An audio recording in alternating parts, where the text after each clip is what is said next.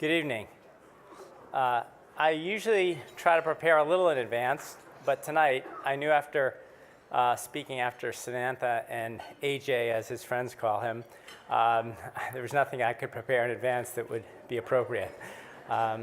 Those stories are so inspiring, and we're so thankful, Samantha, for how well you're doing, and AJ for your story, and Dr. Kieran for all that you do. You know, Dana-Farber is a really special place, as I think you all know. I think you heard just one of what's so often phenomenal stories at Dana-Farber. You know, Dr. Kieran and his colleagues are why I'm so excited about Dana-Farber.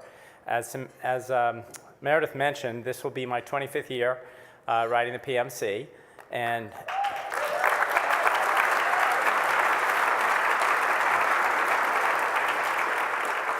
as my kids can tell you, every Saturday and Sunday, I wear nothing but PMC t-shirts and sweatshirts and caps, because if I meet someone who ever asks me what those are, I explain it and ask them for money.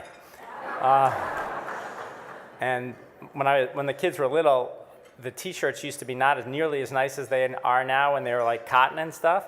And one time, my kids said to, we have 5 kids, and when they were little, they said to Mom, "Why does Dad dress like a homeless man on the weekends?" Anyway, I can't thank you enough. I chair the board of Dana-Farber, and all of us on the board and everyone at Dana-Farber cannot thank you all enough for what you do. I think Dr. Kieran really described it correctly. There's not enough money for cancer research in this world. Unfortunately, the government doesn't spend as much as you think they might, and it wouldn't be possible to make all the advances we make without all of you and all of your great sponsors. So thank you so, so much from all of us at Dana-Farber.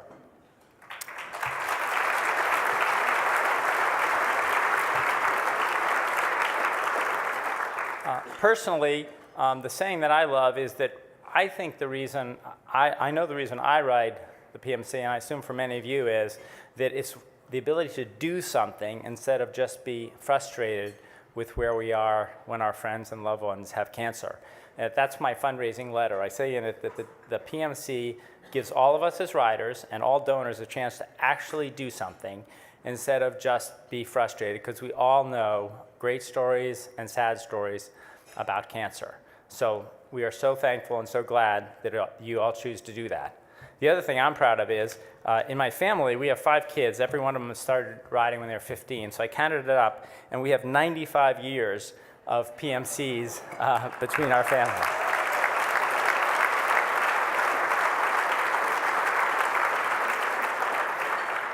Finally, if you remember, those of you who were here last year I was saying thank you to Dr. Ed Benz, who was our fabulous CEO for 16 years.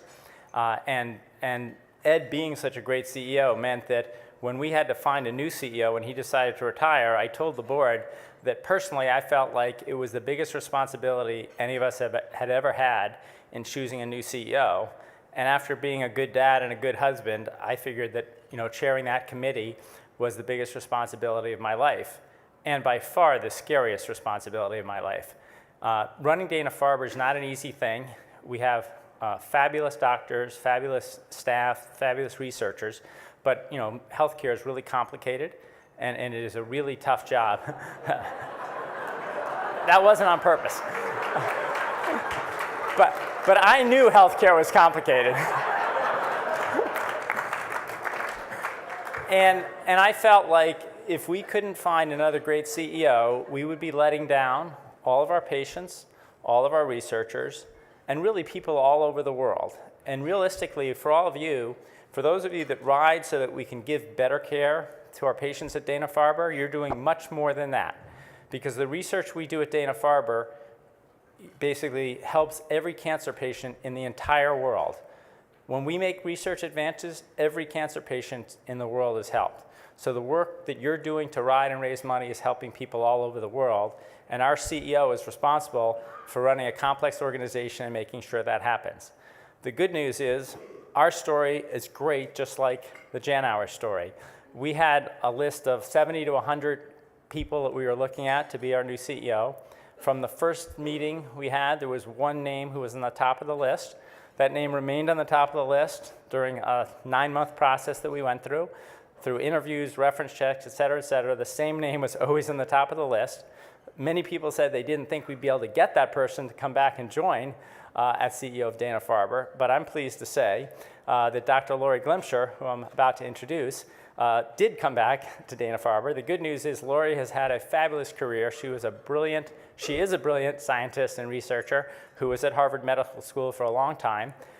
She went down to Cornell Weill to be their dean for 5 years, and we were incredibly lucky and incredibly thankful to get her to come back to be our next CEO. I can still say she's our new CEO, even though it's been, I don't know, 7, 8 months, but I think I get about a year to say that. And we couldn't be happier at Dana-Farber. She's doing an absolutely fabulous job. And I think on behalf of the board, we are finally breathing a sigh of relief that we know we have great leadership for what we hope is a long, long time. So I want to introduce you to Laurie Glimcher.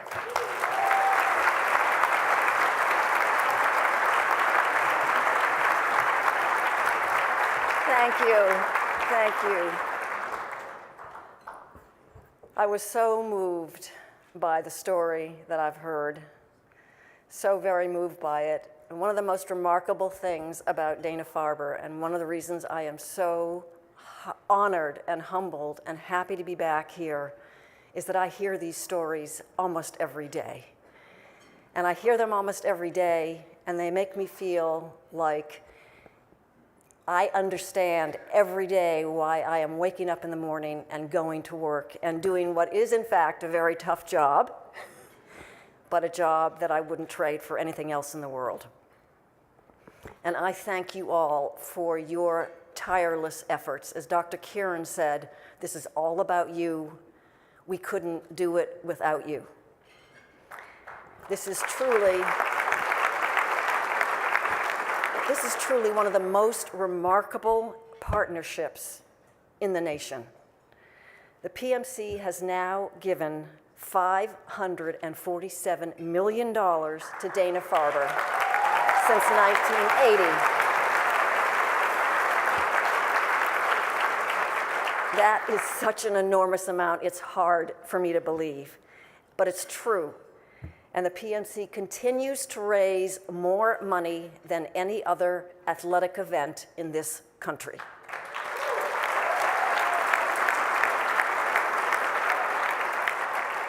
Your $48 million goal this year is amazing. It's ambitious, but it's going to bring PMC's total fundraising for Dana-Farber to $595 million, and that's what I call extraordinary philanthropy.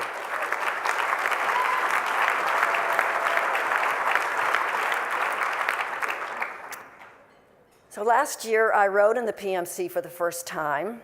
My husband and I are not cyclists. We were not cyclists, but we went out about a month before the race and bought some good bikes and started taking some test rides around the North Shore. So we felt unprepared, but off we went.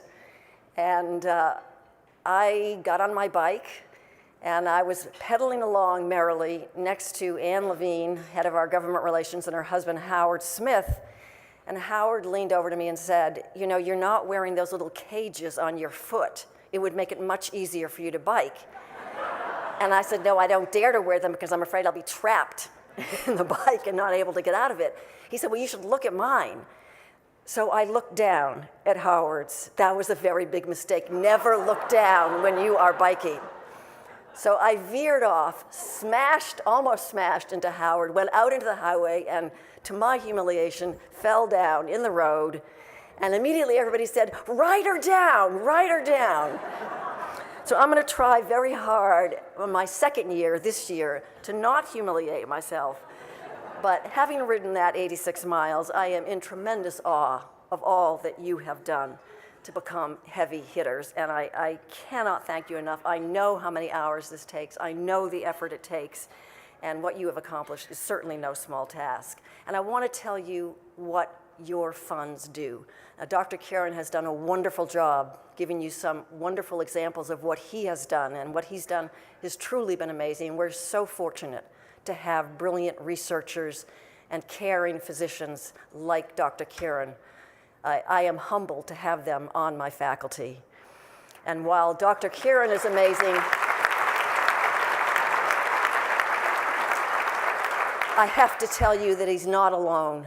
This is the most amazing group of researchers and oncologists that I have ever seen in any institution in the country. I understand why Dana-Farber Cancer Institute is the only cancer institute in the country that ranks in the top ranks in both pediatric and adult oncology year after year.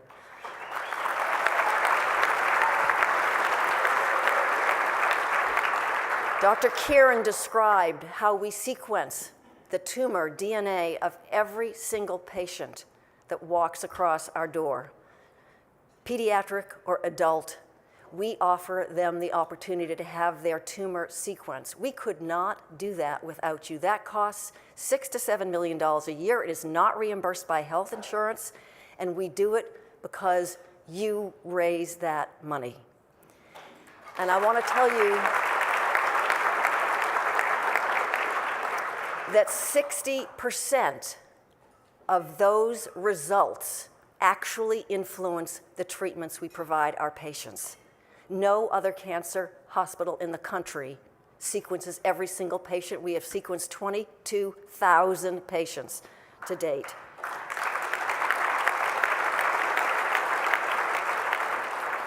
We have also made remarkable progress in the most recent revolution in cancer, and that is waking up your own immune system to fight off the tumor. This is the new frontier in cancer. Dana-Farber has over a dozen, close to 24 brilliant researchers who are working on how to harness this. But let me tell you, we're just at the tip of the iceberg. We can treat 6 or 7 different kinds of cancer with immunotherapy, and some of those patients respond, but there are other tumors like glioblastoma and pancreatic cancer and prostate cancer that are not susceptible to immunotherapy, and we have to figure out why that is. Why does Mrs. Smith, who has the same tumor as Mrs. Doe, respond to immunotherapy while Mrs. Doe doesn't?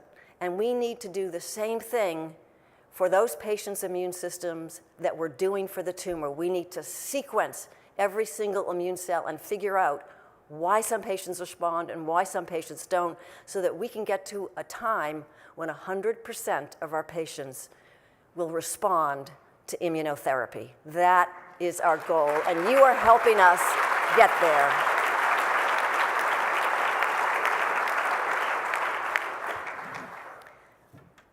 You know, we live in a world that increasingly seems to be spiraling out of control. A world that appears to us more threatening and irrational by the day. And at such times, it's easy to feel both hopeless and helpless. It's easy to be convinced that nothing we can do can make a difference. And that's why I feel tonight not just happy, but privileged to be here, because all of you are living proof that individuals can make a difference, that we can change, maybe not the whole world, but a very important part of it. Robert Kraft said once that life is about collecting good people around you. You can't have enough good people. Well, here in this room, I am surrounded by hundreds of good people. So,